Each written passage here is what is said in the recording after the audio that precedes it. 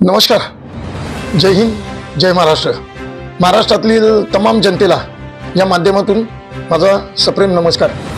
आज या माध्यमातून आपल्याकडे लाईव्ह येण्याचे कारण असं आहे की मी आज राष्ट्रीय भ्रष्टाचार आणि अपराध निवारक परिषद यांचे जे प्रेसिडेंट साहेब आहेत ऑल इंडियाचे, श्री मोहन कृष्णन साहेब, तसेच श्री किशोर जोशी साहेब यांच्या माध्यमातून त्यांची जे भ्रष्टाचार मुक्तीसाठी ते जे काही लढा देत आहेत किंवा त्यांचे संघर्ष चालू आहेत, मग या माझ्या परिषदेमध्ये ज्या माझ्या अगोदर जे कोणी जोडलेले आहेत त्यांना त्यांच्या कामाचा आलेख पाहून मलाही वाटलं की कुठेतरी समाजसेवा करणं आपलं एक परम कर्तव्य आहे. पोलीस दलाशी निगडीत असताना मी अनेक पोलीस दलातील भ्रष्टाचाराचे योग्य पुरावे गोळा करून सन्माननीय उच्च न्यायालय मुंबई येथे गेलो होतो.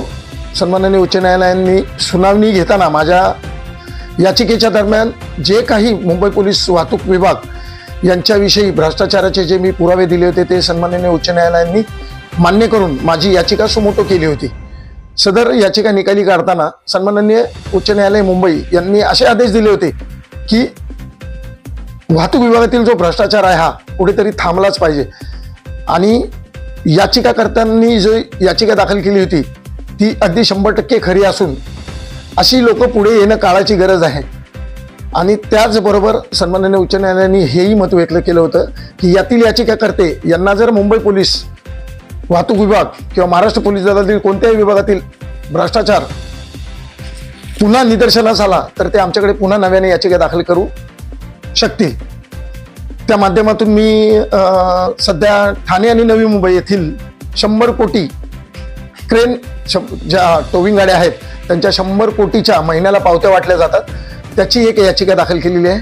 तसेच पुण्याचे माजी पोलीस आयुक्त अमिताभ गुप्ता, आता सध्या मी त्यांच्या विरुद्ध अर्ज केला होता.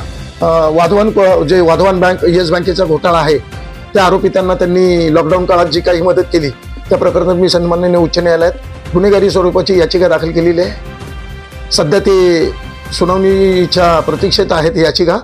परंतु पुण्याचेच एक कार्यकर्ते सुधीर भाऊ अल्हाट यांनी याच अमिताभ गुप्ता जे बीजेपीशी जे बीजेपी पक्षाचे सुधीर अल्हाट भाऊ जे बीजेपी पक्षाचे कार्यकर्ते आहेत त्यांनी या पोलीस आयुक्तांची 350 कोटीची प्रॉपर्टी अपसंपदा उघड केलेली आहे.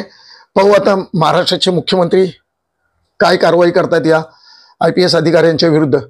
माझी पुन्हा एकदा आपल्या सर्वांना नम्र विनंती आहे, मी यासाठीच राष्ट्रीय भ्रष्टाचार आणि अपराध निवारक परिषद यासाठी जॉईन केलेली आहे की कुठेतरी नरेंद्र मोदी सरांनी सांगितलं होतं सत्तेवर बसण्यापूर्वी किंवा पंतप्रधानाची शपथ घेण्यापूर्वी की मला भारत देश हा भ्रष्टाचार मुक्त करायचा आहे.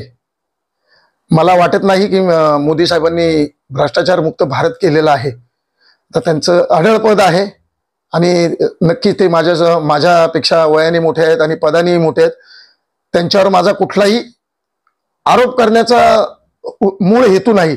मात्र साहेबांनी जे काही जनतेला आव्हान केलं आहे त्या भ्रष्टाचार मुक्त भारत देशासाठी नक्कीच आज तागायत ना दिल्लीतील कोणत्याही माननीय सरकारांनी किंवा महाराष्ट्रातल्या राज्य सरकारांनी कोणतेही असे ठोस उपाययोजना किंवा कडक कायदे केलेले नाहीत. जय हिंद, जय महाराष्ट्र.